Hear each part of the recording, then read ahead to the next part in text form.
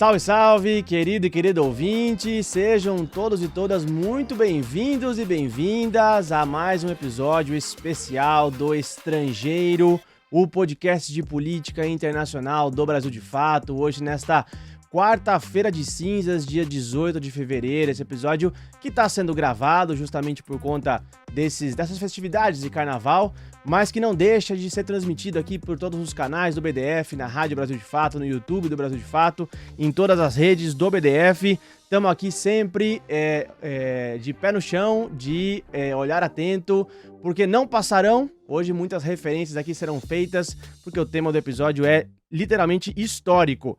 Eu sou o Lucas Stanislau e nunca tô sozinho aqui no front, tá aqui comigo ele, grande figura humana, Rodrigo Durão. Como é que vai, camarada? Muito bom dia, bom dia, Lucas, bom dia a você que tá assistindo a gente, ainda sob efeito das cinzas do Carnaval de 2026, né? Esse ano incrível que promete.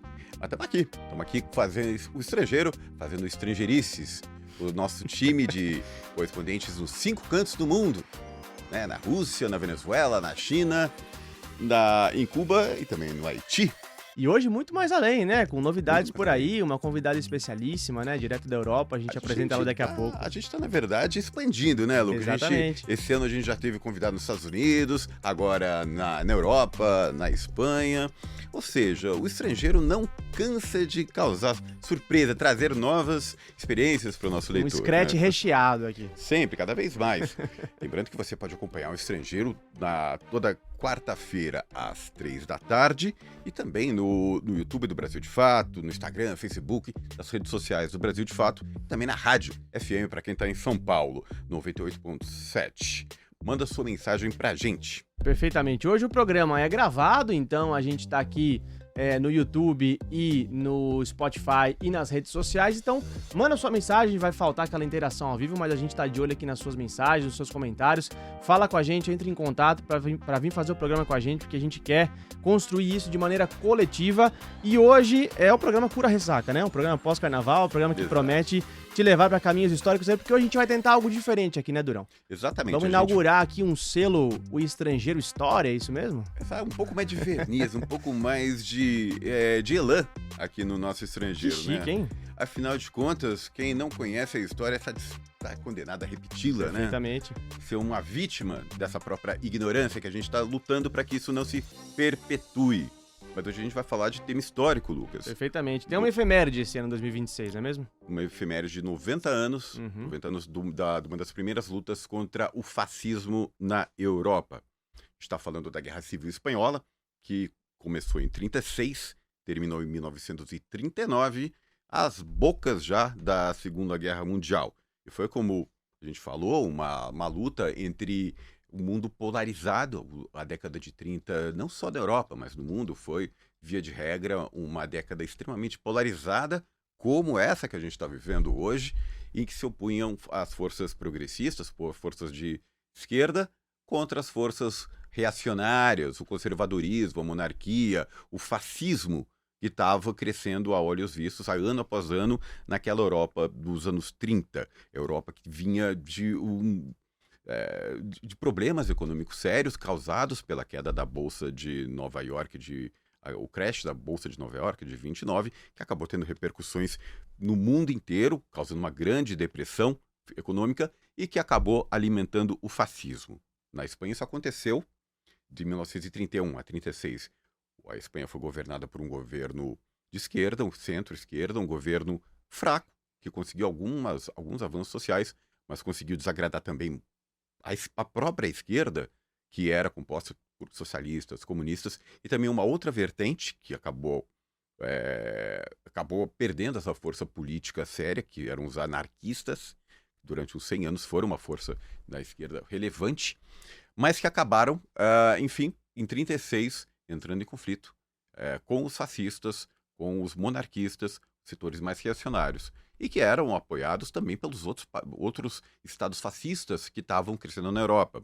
A Itália, do Benito Mussolini, e a própria Alemanha de Adolf Hitler, que acabou se envolvendo, Lucas, nessa guerra, acabou sendo fundamental para o desfecho dela, né? Para a vitória reacionária e para a consolidação da ditadura franquista, né, do Francisco Franco, uma das mais sanguinárias que a Longas, Europa já viu sanguinárias, e que o mundo sem já viu. vergonhas, né? Mas acabou que a Guerra Civil Espanhola foi um campo de ensaio ali, né, da disputa muito maior que viria a ser na Segunda Guerra Mundial, que colocou em confronto forças democráticas e progressistas contra o perigo do fascismo, né? Exato, e inclusive muita gente do exterior, não foi uma guerra restrita apenas a espanhóis. Exatamente. Foi uma guerra que mobilizou corações e mentes, inclusive da intelectualidade mundial da época. Agora, é assustador, né, Drão? Como você mesmo dizia, os ecos que esse legado, tanto do ponto de vista da vitória do fascismo, quanto do ponto de vista das lições para a esquerda, são presentes na atualidade, né? Seja do contexto europeu, mas seja também no contexto mundial, porque a ameaça da extrema-direita é global e a esquerda precisa se mobilizar de maneira global também para enfrentar essa ameaça, né? Por isso que a gente trouxe esse tema aqui, porque eu acho que ele é candente para essa discussão. Com certeza, e é muito curioso ver a quantidade de paralelos que dá para traçar entre o que a gente vive hoje e o que vivia em 36, em 35, 34. Totalmente. Por isso que a gente vai até a Espanha a brilhantar o nosso programa. Que chique. Com a nossa correspondente, a nossa convidada de hoje, Camila Alvarenga, direto de Madrid, jornalista, ex-Opera Mundi, mestre em jornalismo e comunicação digital pela Universidade de Complutense de Madrid, em comunicação institucional e corporativa pela Universidade Carlos III, também de Madrid. Olá, Camila, muito boa tarde, como é que você está?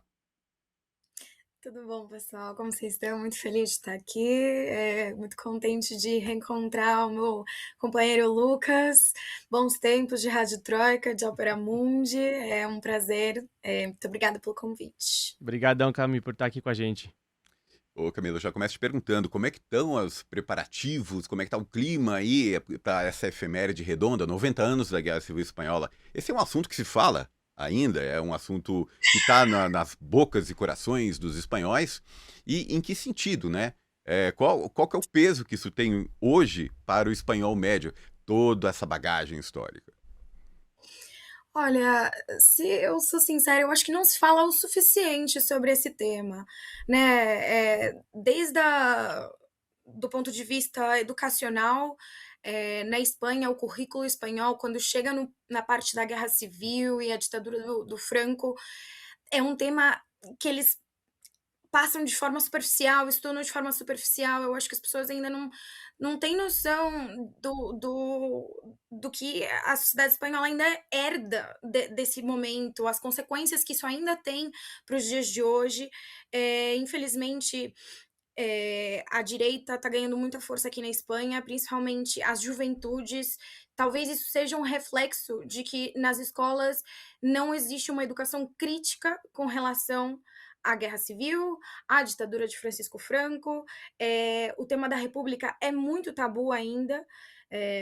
Não quero, obviamente, desmerecer o movimento de esquerda da Espanha, que também tem batalhado muito, e a gente tem visto conquistas muito importantes, que a gente até pode falar disso mais para frente, mas eu acho que a principal delas é agora a regularização massiva de uma série de imigrantes sem papéis, né, como eles gostam de dizer aqui. Mas, infelizmente, eu acho que falta debate na Espanha com relação a esse tema, e a gente tem visto as consequências negativas disso. É o que a gente dizia, né? Um povo sem memória.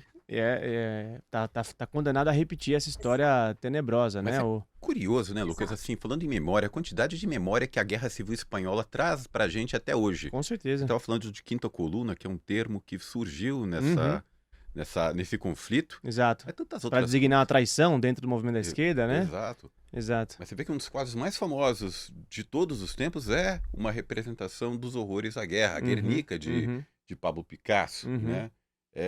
E o Não Passarão também, um lema usado Palavra de ordem, né? Palavras de ordem. Muito marcada, né?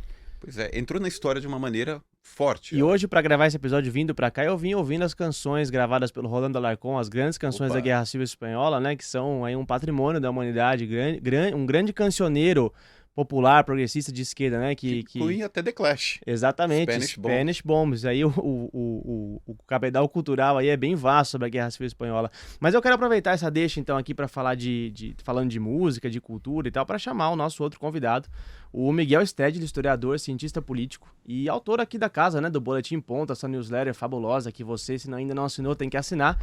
Miguel, bem-vindo ao Estrangeiro mais uma vez, um prazer te ter aqui nesse episódio especial aqui, o Estrangeiro na História. O Estrangeiro visita aí um momento do passado, e que momento, né, pra gente discutir.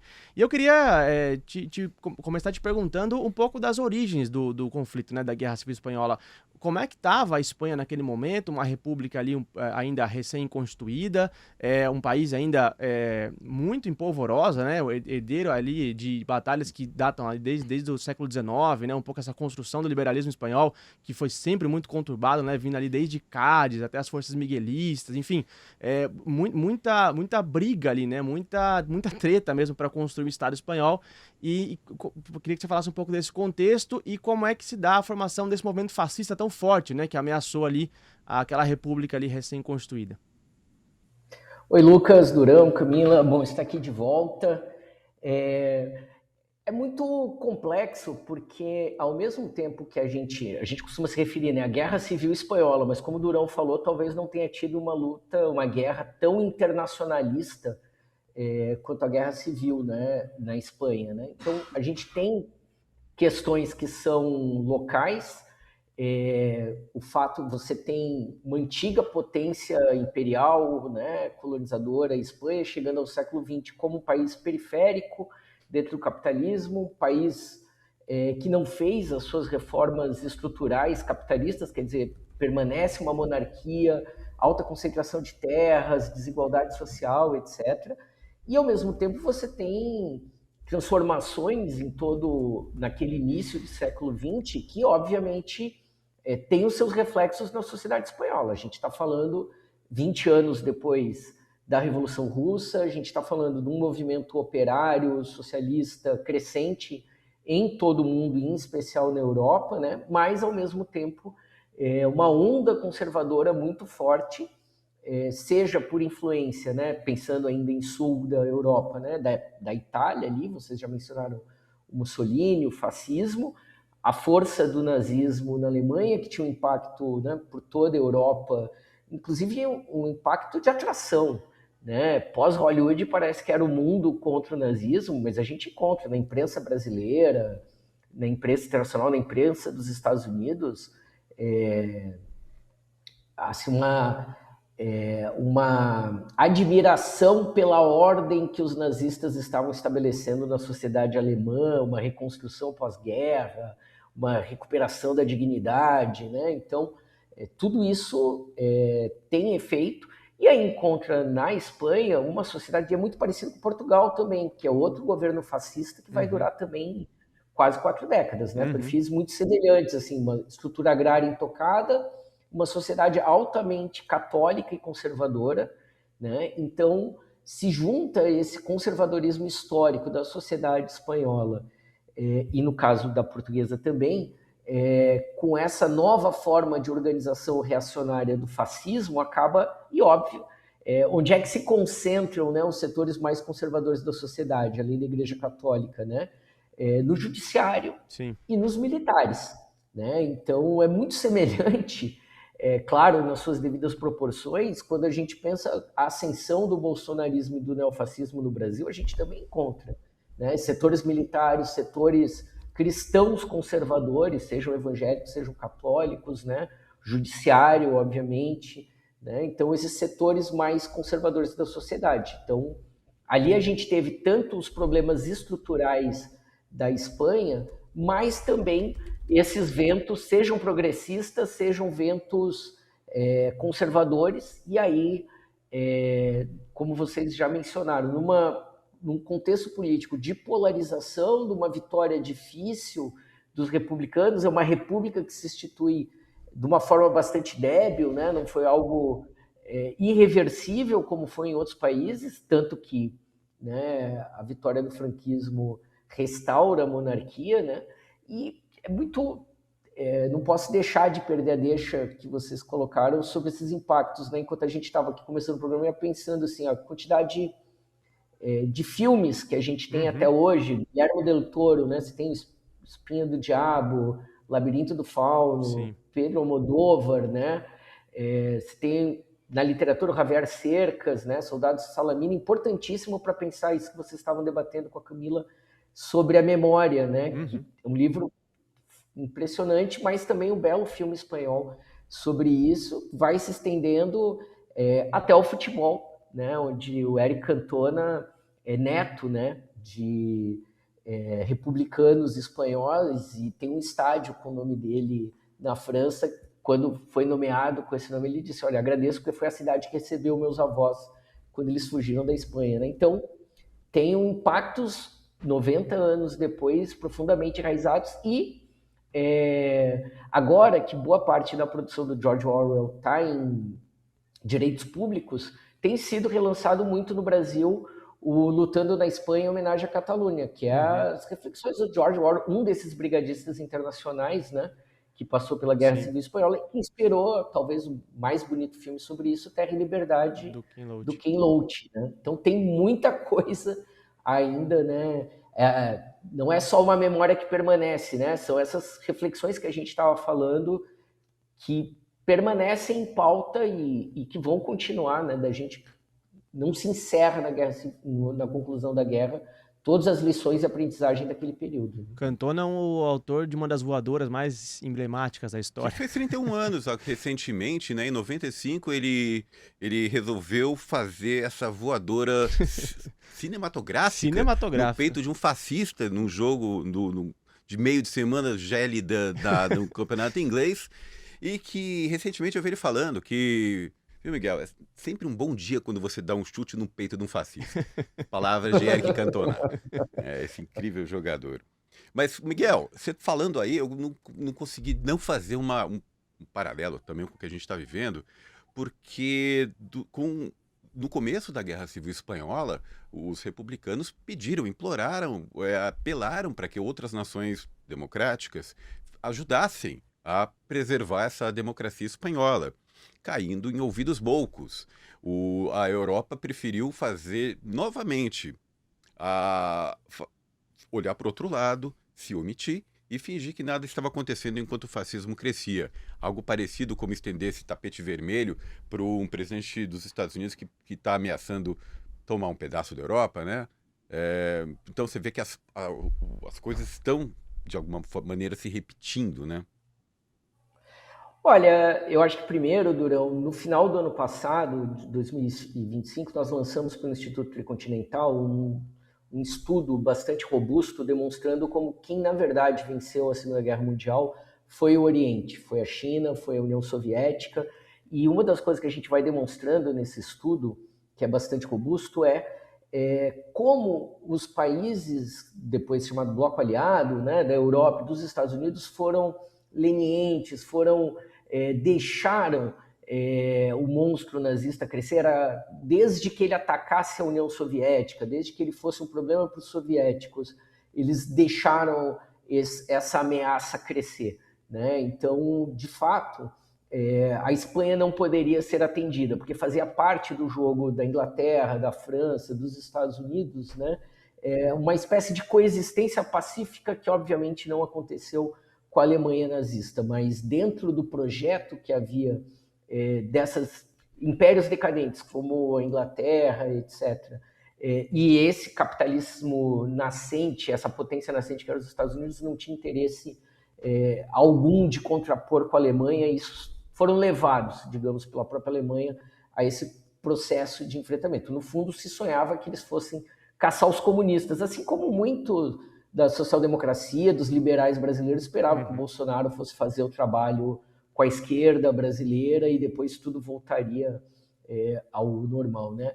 Eu acho que o paralelo não vale porque hoje essa Europa que estende o tapete vermelho para os Estados Unidos, ela se parece mais com a Espanha, assim, como uma grande Espanha, assim, um grande país periférico, assim, tipo, se você pegar o acordo União Europeia-Mercosul, é um acordo de livre comércio entre duas periferias do hemisfério que pertencem, tanto fez quanto tanto faz para os Estados Unidos.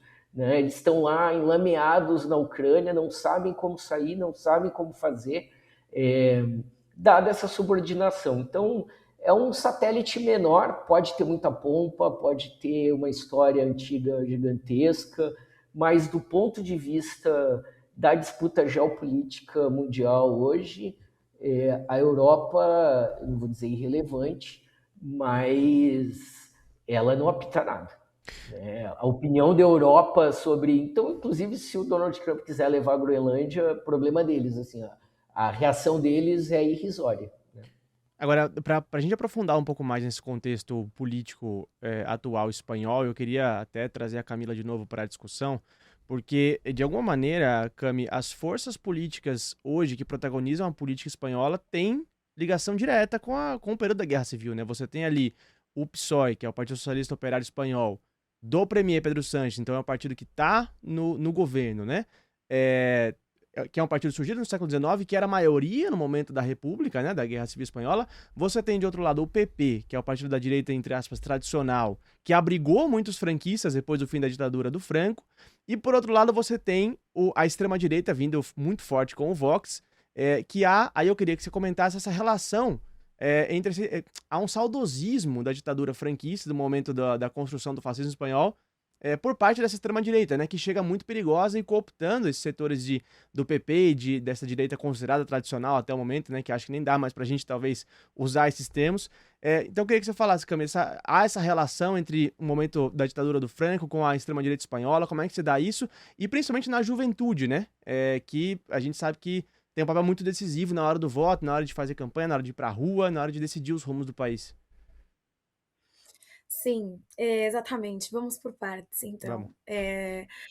Acho que, assim, falando do PP e do Vox a nível político, o PP faz malabarismo para não condenar a ditadura do Franco, mas para também não dizer que apoia, que apoiou. Eles tentam fingir que não, foi muito tempo, pra que a gente vai falar disso, sabe? Eu sinto que o discurso deles é muito parecido com quando o Bolsonaro estava no poder, e aí você falava com aquela galera eleitora do Bolsonaro arrependida, que você criticava o Bolsonaro e falava, não, mas e o Lula, entendeu? Eu acho que o PP tenta tirar um pouco deles da reta, mas não condena, ainda existe o tema das fossas comuns, dos corpos que não foram encontrados durante a Guerra Civil, né, assassinados e tal. Eles saem de qualquer tema, falam que existem outros temas mais relevantes que a gente tem que estar falando hoje em dia. Então, esse é um pouco onde o PP se posiciona, né? Eu acho que vale fazer também um pequeno matiz, mencionando o PP de Madrid. A Isabel Díaz Ayuso, que seria como a governadora de Madrid, é uma das principais vozes do PP atualmente, e ela, inclusive, deturpou totalmente o conceito de ditadura, porque ela insiste muito que a gente vive numa ditadura do Pedro Sánchez. Ela tenta dar a volta, né, da realidade que a gente está vivendo, simplesmente por ir contra ele, e ela principalmente tem esse discurso muito, a ditadura do Pedro Sánchez, e não sei o quê, a falta de liberdade, quando ela mesma apoia grupos da juventude muito violentos, que sim, tem esse saudosismo com a ditadura do Franco, né? Começou ali, se não me engano, foi em 2023, as manifestações na Calle Ferraz, a Rua Ferraz, onde está a sede do PSOE, aqui em Madrid. E então, um monte de jovens, predominantemente homens brancos, eu acho importante dizer também, iam protestar, e assim, de maneira super violenta. Daí nasceu o Núcleo Nacional, que é um grupo nazista, enfim. E ela nunca fez nenhum tipo de... Nunca condenou essas manifestações que eram muito violentas. PP. O Vox é um ponto à parte, né? É a extrema-direita. A gente sabe que eles defendem abertamente uma série de valores, né? Uma série de convicções que são as mesmas daquela época, de tradicionalismo, monarquia, e a cultura taurina, e o nacionalismo exacerbado espanhol, anti-imigração, enfim. que daí também nasceu um outro movimento assim juvenil, porque o Santiago Abascal, que é o presidente do partido, também tinha muita popularidade entre os mais jovens. Uhum. Saiu um grupo chamado Revuelta, para trazer essa juventude para o movimento de direita, porque uma coisa que o PP sempre falhou foi alcançar o eleitorado jovem. Sim. Era uma coisa que a esquerda sempre teve mais sucesso. Só que agora, com pessoas como a Ayuso e o Vox, eles estão conseguindo alcançar essa população, né? E a Revuelta, por exemplo, é um exemplo, é um exemplo, por exemplo, é um exemplo disso. Uhum. Temos também agora influencers políticos, né, que eu acho que estão ganhando mais relevância do que a gente gostaria, né? Um deles é o Vito Quiles, que ele se diz assim, repórter e tal, e vai trazer a verdade, mas ele é muito conflitivo, ele ataca ativistas de verdade, ele chama ao linchamento virtual de jornalistas. É, então, assim, a gente está vendo grupos juvenis que nasceram de algum tipo de conexão com partidos de direita e extrema-direita espanhóis, que agora estão um pouco se dissociando deles, ou por conta própria, ou por conta desses partidos, porque, por exemplo, a Revuelta, os líderes desse grupo foram acusados de desviar dinheiro que ia ser dirigido às vítimas da Dana, né, que foram as Uhum. inundações que rolaram em Valência e tal. Então o Vox pegou e se separou desse grupo totalmente para não estar ligado com isso, mas enfim, são grupos que nasceram muito por conta da influência desses dois partidos, e que agora estão ganhando cada vez mais força. Eles são bastante antissistema, Uhum. são muito violentos, abertamente falangistas, abertamente saudosistas de Francisco Franco. Bom, o Núcleo Nacional é abertamente nazista, né, anti-Palestina, pró-Israel. Claro. Enfim, acho que eu tô indo um pouco pela tangente. Não, Qual mas que era a eu acho que é isso mesmo, Cami. A pergunta era para você exemplificar essa relação entre o saudosismo da ditadura Franco com o momento atual. E mais uma vez a gente vê, né, o uso das redes sociais muito bem utilizada pela extrema-direita e a apropriação desse saudosismo, dessa nostalgia, como a gente vê, por exemplo, entre os bolsonaristas da ditadura militar brasileira.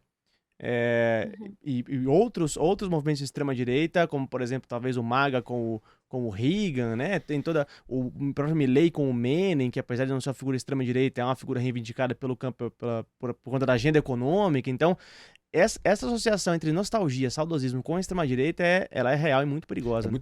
É muito impressionante ouvir a Camila falar sobre como se parecem esses Claro. artifícios, né? Falar da ditadura, que É. é uma suposta ditadura em que se vive, falar falta de Uhum. liberdade. Isso tem a ver, Camila, você avalia que isso aí tem a ver com se apropriar.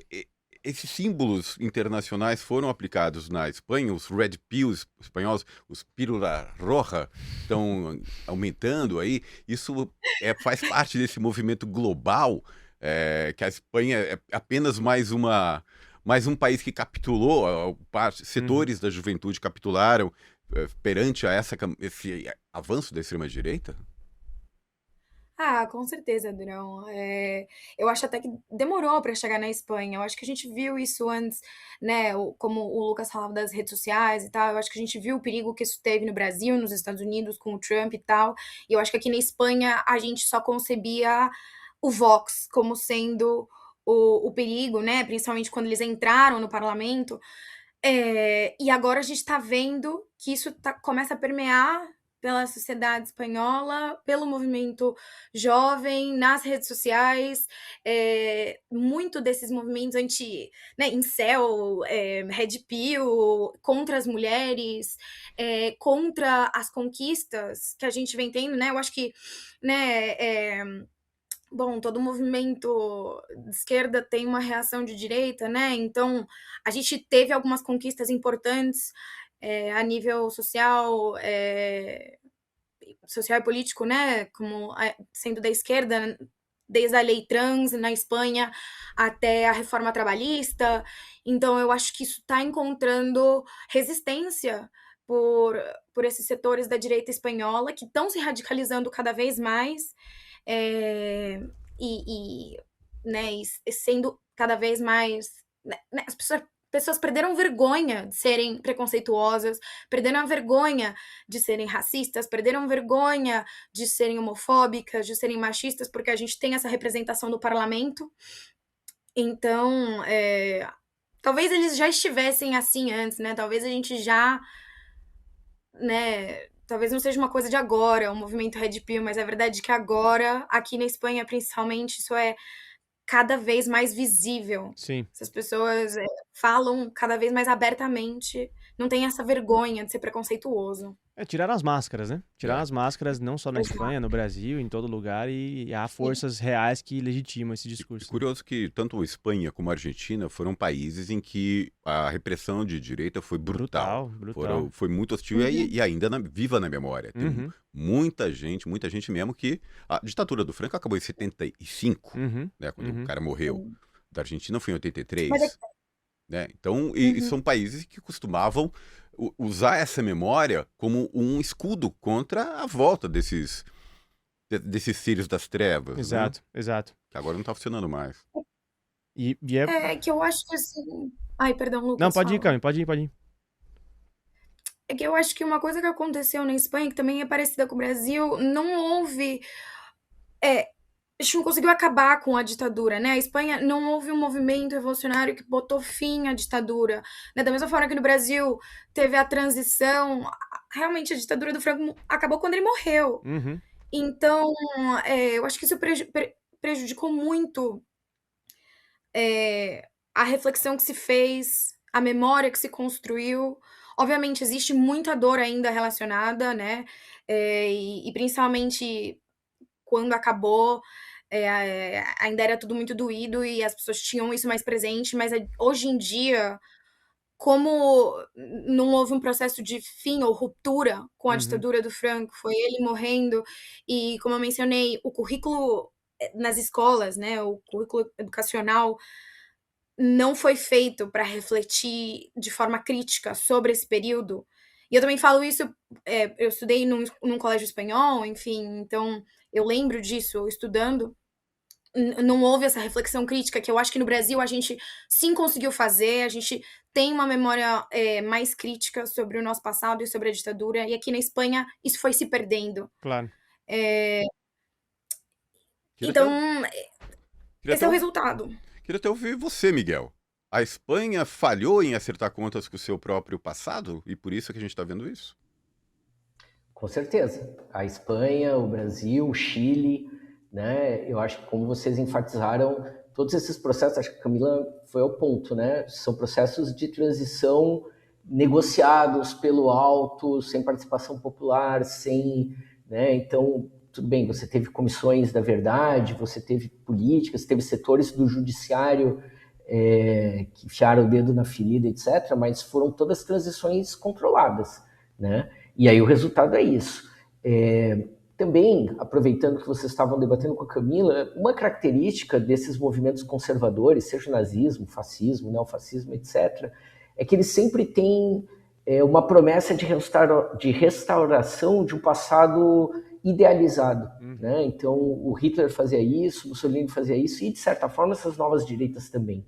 Né? E o assustador é qual é o passado que eles querem restaurar. No caso do Bolsonaro e no caso com a Camila trazia, né, como se a ditadura franquista ou a ditadura militar no Brasil fosse um período sem contradições, sem problemas. É que, óbvio, também é característica desses movimentos de extrema-direita cooptarem ou canalizarem as classes médias.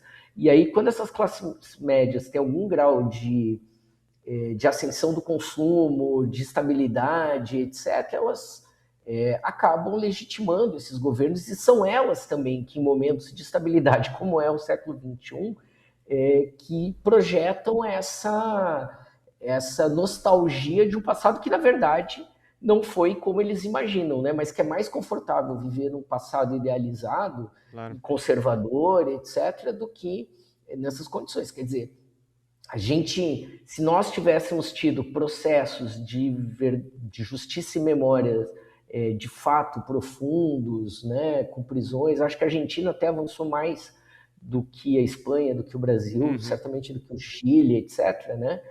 Mas isso seria um anticorpos, né, para a sociedade, para evitar momentos como esse que nós estamos vivendo agora, né?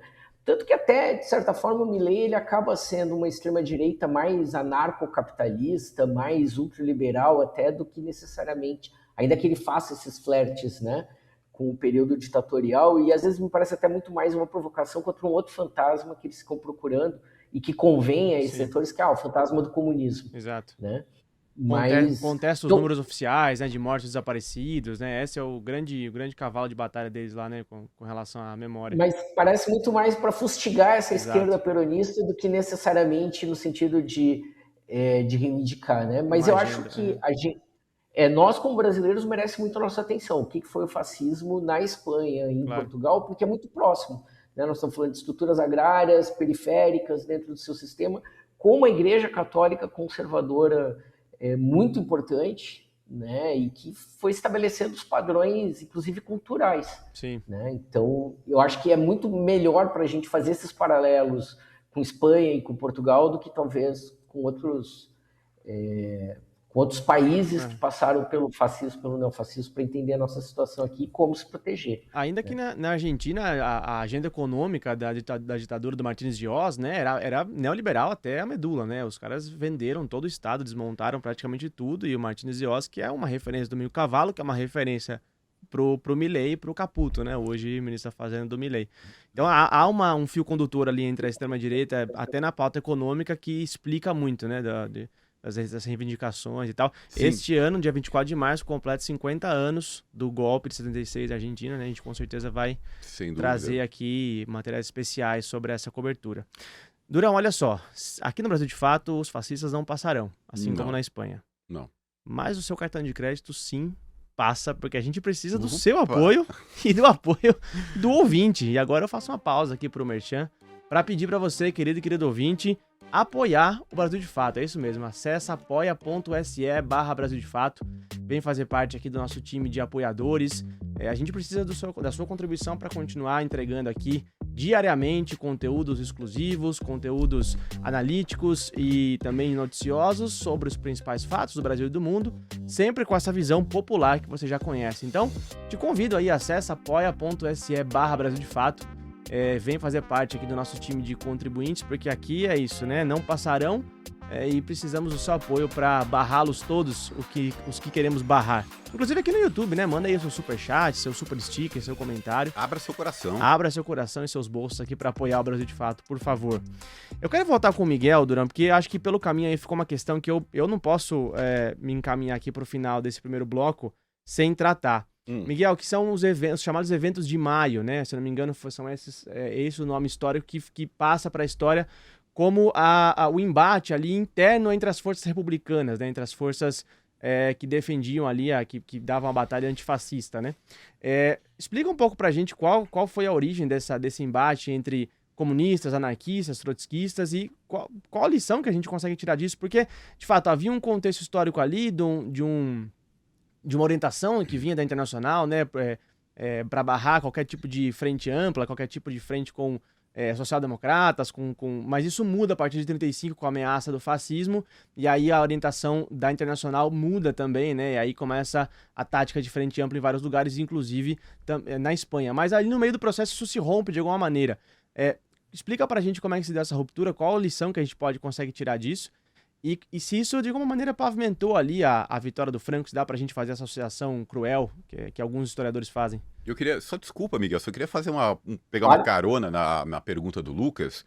Eu queria que você falasse um pouco do anarquismo. Você acabou de falar que o Milei é um anarco-capitalista, mas isso foi um termo meio que sequestrado, né? O anarquismo é tradicionalmente uma vertente política de esquerda, né? E que teve sua importância ainda na Guerra Civil Espanhola. Queria que você falasse um pouquinho também sobre isso. Olha, começando pela questão do Durão, claro, os anarcocapitalistas se auto-intitularam assim, né? Porque supostamente eles são contrários a qualquer forma de Estado, então, mas é uma coisa que não faz o menor sentido, né?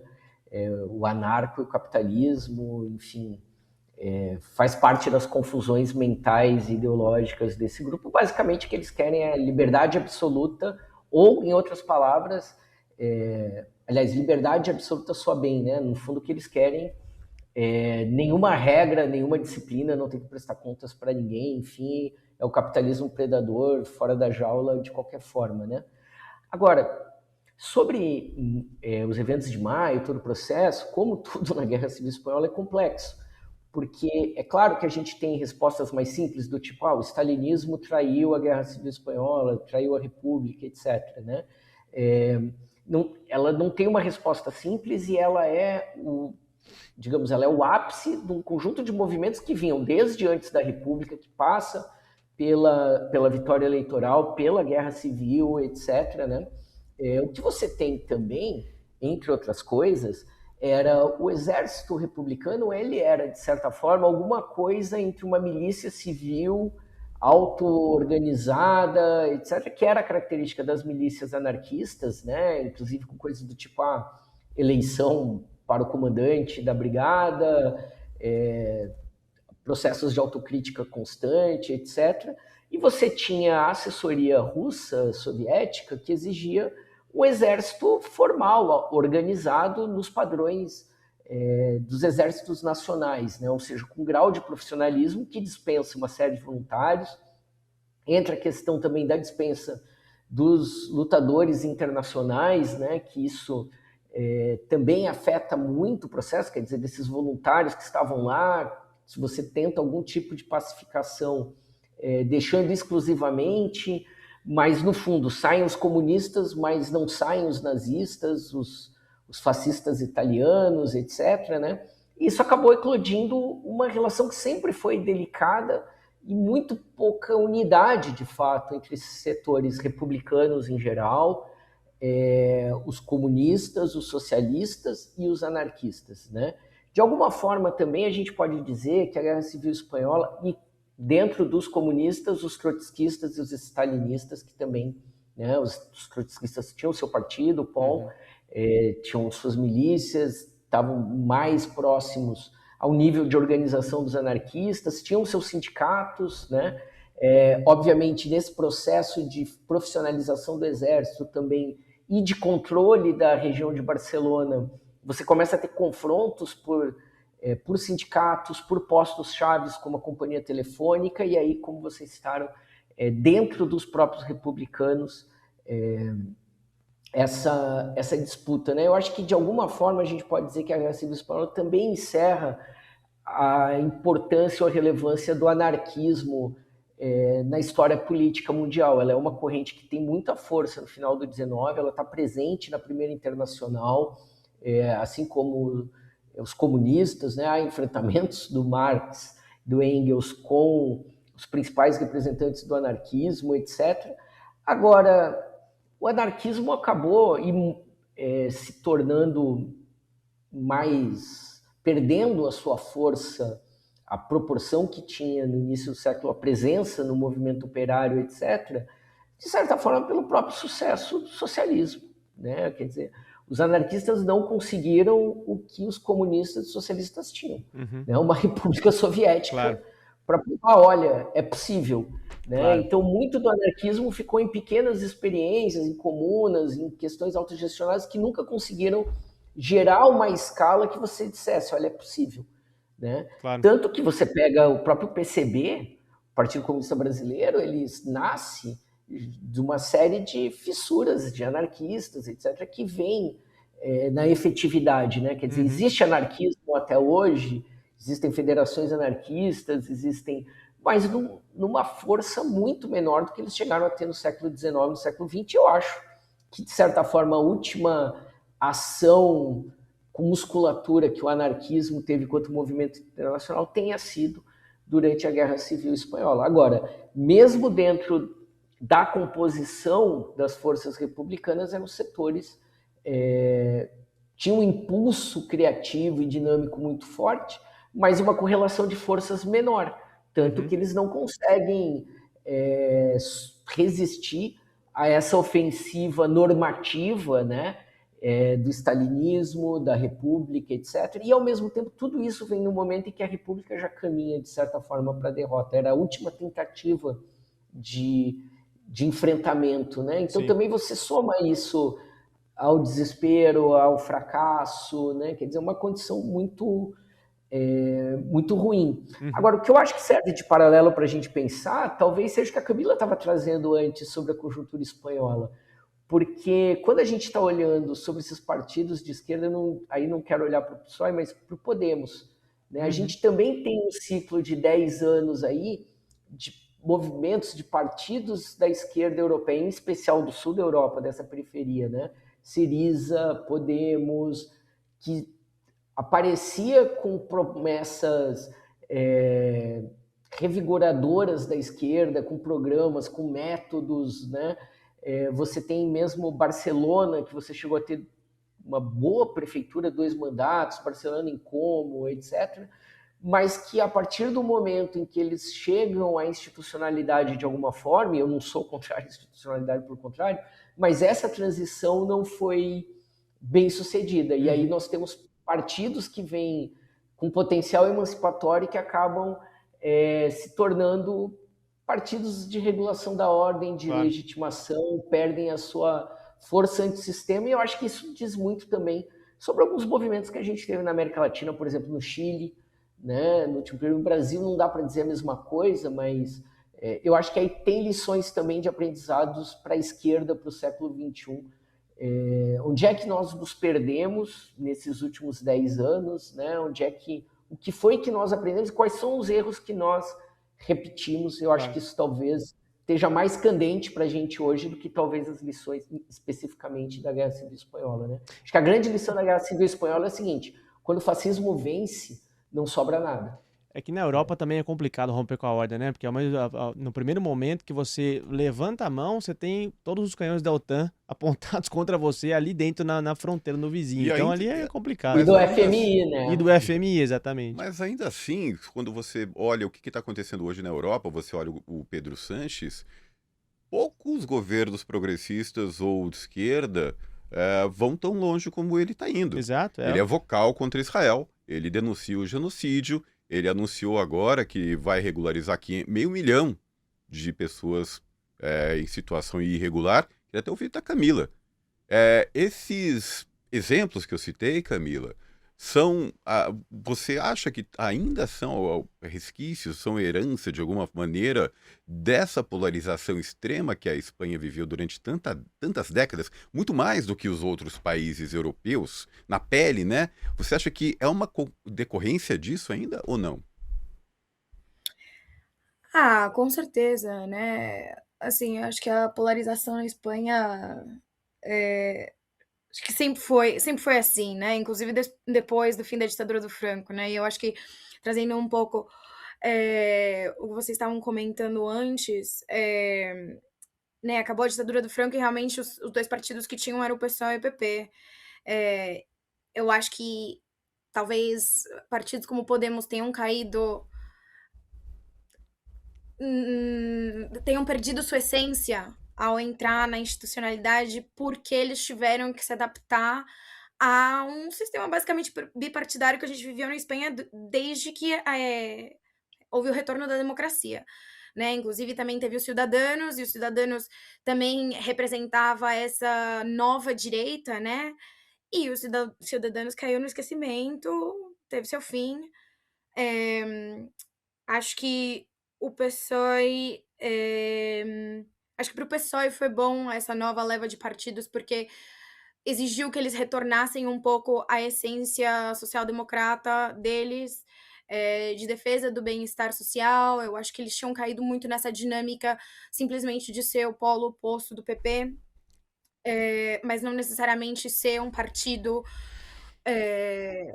de esquerda, né? Inclusive, eu acho que até o dia de hoje a gente pode dizer que o PSOE seria uma centro-esquerda, enfim. Aí, aí cada um pode. Acho que se vocês quiserem discordar de mim, mas enfim. Depende da régua ideológica de cada um, né, Camila? Exato. Segundo a minha regra ideológica. Totalmente. Segundo a nossa. Então. Mas, assim, é verdade que o Pedro Sánchez tem ganhado muita força, tem sido um governo muito longevo, principalmente porque ele esteve sob ataque durante muito tempo, né? E ele passou por uma pandemia, acusações de corrupção envolvendo a esposa dele, né? Em outros governos espanhóis teriam sido removidos antes, né? Aqui na Espanha a gente tem a moção de censura, que é quando o parlamento decide que o premier não tem mais a confiança nem da população, nem apoio político, e eles podem abrir uma moção para remover esse primeiro-ministro, né? Sim. E eleger outro, enfim. E o próprio primeiro-ministro também pode pegar e chamar eleições antes, quando ele acha que isso vai acontecer, para evitar um desgaste político de que uma moção de censura seja aberta contra ele. E, assim, em nenhum momento houve uma moção de censura ou nem sequer discussões de moções de censura contra o Pedro Sánchez. Ele foi resistindo apoiando chegada de imigrantes na Espanha, foi resistindo, declarando apoio à Palestina no momento em que um montão de país europeu não estava querendo nem se posicionar, foi resistindo agora com essa regularização massiva de imigrantes na Espanha, que, aliás, vale dizer que, na verdade, é uma conquista do Podemos, que acho que surpreendeu muita gente, né? Era uma coisa que o Podemos vinha levando, e justamente muitos de nós que vimos o surgimento do Podemos nos decepcionamos com a perda de identidade do Podemos, né, quando chegaram ao poder. E então essa regularização, eu acho que é uma vitória do Podemos, não sei, acho que dá uma esperança de que, poxa, quem sabe isso seja um retorno às origens do que o Podemos era. Sim. Eu não sei se eu acabei respondendo a sua pergunta, Adriano. Não, acho que foi no ponto. Acho que foi no ponto e o cenário tá muito bem definido. E vamos ver agora como é que se desdobra, né? Porque, de fato, o PP parece ser cada vez uma força mais marginal, ainda que a Díaz Ayuso em Madrid tenha muita força, ela pode ser a próxima figura aí que vai capitalizar. E o Abascal é isso, né? Ele vai brigar com os dentes para conseguir pegar a liderança do campo conservador. O Vox chega com muito perigo para os próximos processos eleitorais. Olha só, nosso tempo tá dando aqui pra gente virar pro segundo bloco, a nossa gincana Terra Plana, mas antes eu queria pedir pro Miguel, em 1 minuto, se você conseguir, não podemos deixar encerrar esse programa sem falar do Apolônio de Carvalho. Camarada, por favor, conta pra gente quem foi esse grande brasileiro que foi combater nas trincheiras espanholas contra o fascismo. Excelente lembrança, Lucas. Recomendo a todos e todas, busquem o livro dele, Vale a Pena Sonhar, a biografia do Apolônio de Carvalho. Quer dizer, o Apolônio era um militante comunista, esteve preso no Levante comunista de 1935, e ao que ele sai da prisão, ele é convidado pelo PCB a formar parte. Eu acho que nós tivemos cerca de 6 brasileiros que lutaram na Guerra Civil Espanhola, e ele topa e 78, vai... 78, Miguel. Os últimos 78 brasileiros? 78, segundo os últimos dados. Depois eu te passo. Então, o Apolônio vai lutar na Guerra Civil Espanhola, dada a sua experiência militar, etc., né? Quando são desfeitas as brigadas internacionalistas, ele se exila na França, como a maioria dos republicanos que precisaram fugir, e ali na França, muito rapidamente, ele já se envolve com a resistência francesa. Então, ele é conhecido, né, como um herói de 3 mundos, porque lutou na Guerra Civil Espanhola, lutou na resistência francesa, onde ele conheceu a esposa dele, a René, né? E aí, por fim, ele retorna ao Brasil, onde também foi uma pessoa importante na luta contra a ditadura, fundou o PCBR, etc. Foi a ficha número 1 do PT, e quando o Lula ganhou as eleições em 2003, foi a primeira pessoa que o Lula visitou para comemorar. Então, personagem fantástico da nossa história, imprescindível. Vale a Pena Sonhar, a biografia do Apolônio de Carvalho, recomendação de leitura hoje aqui no Estrangeiro na História. E chegou a hora da gente brincar da nossa gincana Terra Plana, né, Durão? Então, por favor, vamos lá. Chama a vinheta. We don't need no education.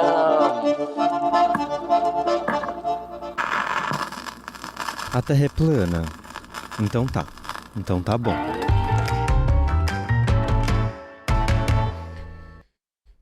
muito bem, chegamos aqui para o Terra Plana, este que é o nosso compromisso semanal com os seus níveis de serotonina para a gente dar risada da extrema-direita que desde muito e muito tempo vem aprontando peripécias por aí, como a gente pôde observar no episódio de hoje, mas que não deixa de ser vítima, ser alvo de sarro aqui neste podcast, que é o nosso compromisso toda semana. Rodrigo Durão, o que você traz pra gente? Eu vou de sétima arte, Lucas Stanislau. Muito eu vou de bem. sétima arte. O filme de Melania Trump. Filme da Melania Trump? Como assim? A sua biografia, o seu documentário, o seu registro histórico de momentos de como a primeira-dama, a esposa de Donald Trump, custou uma bagatela de 75 milhões de dólares a produção desse filme, que foi um presente de Jeff Bezos para o casal. Cara. Um casal real aí, que ocupa a Casa Branca, e você vai ver ela trocando de roupa, botando e tirando óculos escuros e se aprontando para participar dessas cerimônias oficiais ao lado de Donald Trump, né? Então, Mas é um documentário? é um documentário. a Nossa, mas respeito tem muita pegada de cinebiografia. Parece dirigido, sei lá por quem, pelo Dennis Quaid. Mas eu acho que Não, ele é dirigido por um sex offender. O diretor, eu vou até pegar o nome dele aqui, ele foi o primeiro filme que ele dirigiu após ele ter sido o protagonista de um escândalo sexual em Não 2017, podia ser diferente, né? De um É, documentarista tudo em trumpista. Estamos tudo em casa, né? Então é isso. Quando estreia essa pérola cinematográfica, por Pois- favor? Nos Estados Unidos estreou no final de semana. Lembrando que a gente está no ar no Carnaval, então estreou há cerca de 10 dias. Exatamente. No Brasil, eu sei que vai estrear em streaming. Mas Streaming. não sei se vai estar na telona também, né? Preciso descobrir em qual streaming pra assinar pra poder assistir Mas de essa qualquer obra de forma, arte brilhante. Olha, eu acho que você podia já se beneficiar do ecossistema.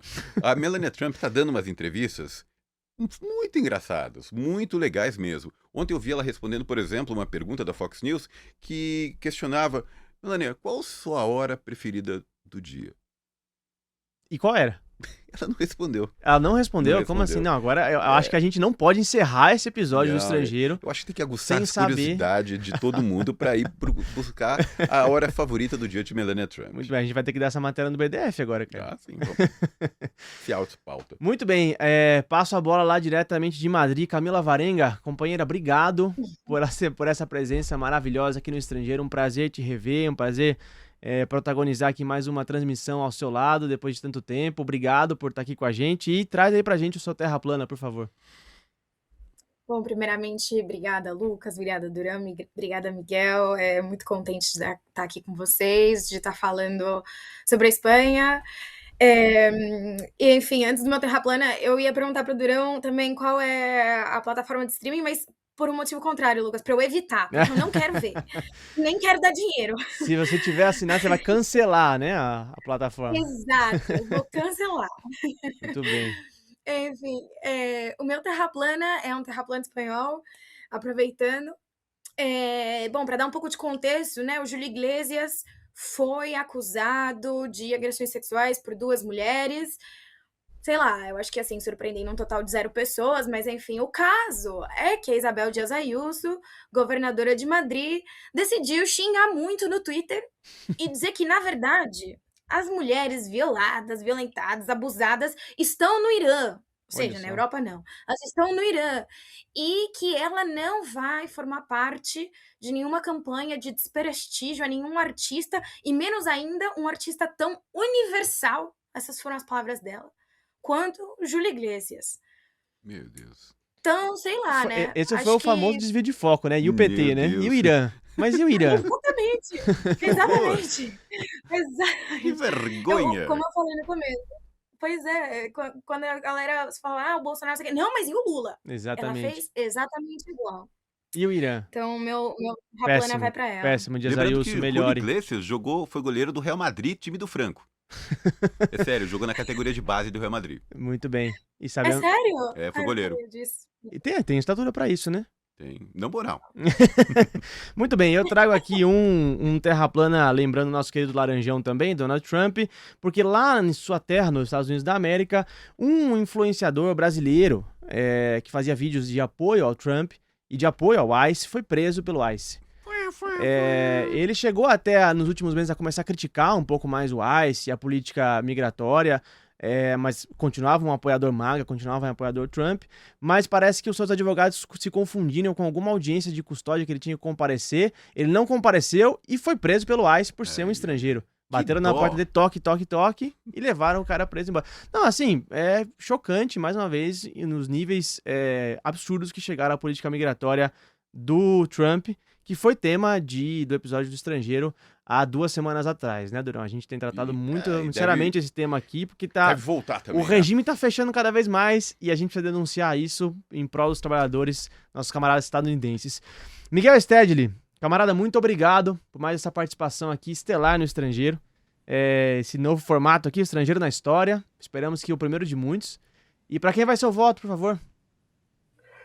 Olha, gente, infelizmente os nossos ouvintes não puderam assistir, mas o trailer do Terraplano do Durão me pegou muito, porque é muito bonito uma pessoa não fazendo absolutamente nada. Se vocês perceberam, ela só está descendo de carro e está em quartos. Então, é um filme de 1h30 sobre o nada. Nada. Quer dizer, é muito... E não é o Jerry Seinfeld, né? Então, me ganhou muito. Então, hoje eu vou com o Durão, porque me pegou muito, recomendo. Veja o trailer para quem está escutando, porque é absurdo. E assistam no streaming, não assinem nenhuma plataforma, bem mais prático. Sensacional. Valeu, gente. Até. Valeu, Miguel. Valeu, Camila. Ponto para Rodrigo Durão. Parabéns, Durão. Olha só, o troféu Terraplana aqui, ó. Bicampeonato. Muito que bem. Chegando aí a 2 pontos, a 3 pontos quase. Assumindo a liderança do Terraplana. Temporada em pleno vapor já, Em pleno né? vapor. Você tá melhor que Flamengo e Palmeiras aqui, hein, na competição. Rodrigo Durão, obrigado por mais esse episódio histórico aqui. Agradeço você, agradeço o Miguel, agradeço a Camila. E estamos aí, né? É isso aí. Semana que vem você já tá fora, né? Tá de férias. Estarei de férias, mas aqui quero desejar ao querido e querido ouvinte que curem a ressaca do carnaval. Se cuidem muito, que a gente tá junto na quarta-feira que vem. Muitíssimo obrigado e até a próxima. E que continuem ouvindo aqui na Rádio Brasil de Fato o BDF Entrevista. O Estrangeiro é apresentado por mim, Rodrigo Durão, e pelo jornalista Lucas Stanislau, com direção de Camila Salmásio, produção de Letícia Holanda, edição e sonorização de Nelson Calura, operação do switcher de Otávio Gabriel, identidade visual do Rafael Canoba. No Brasil de Fato, a coordenação de jornalismo é da Muniz Ravena e Lucas Stanislau, coordenação de redes sociais Rafaela Cury e direção executiva de Nina Fidelis.